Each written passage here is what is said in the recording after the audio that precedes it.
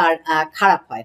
যার কারণে অনেক সময় দেখি আমরা যে সকল যে মহিলারা আগে হয়তোবা ৫০ জনের রান্না সে এক হাতে করা কোনো ব্যাপারই ছিল না। দেখা যায় যে যখন বিষণ্ণতা রোগ হবে, ৫ জনের রান্না করারই সে ঠিকমতো কোনো কনফিডেন্স পাবে না।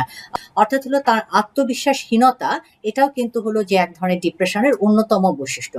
এর বাইরে যেটা থাকে যে চারপাশ সম্পর্কে অন্যান্যদের ক্ষেত্রেও তার এক ধরনের নেতিবাচক জায়গা কাজ করে।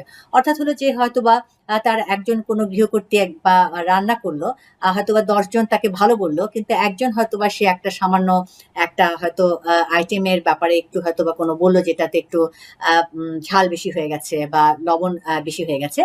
সেটাই কিন্তু সে অনেকখানি বড় করে দেখবে এবং মনে হয় আমি আসলে তেমন কোনো কিছুই পারি না।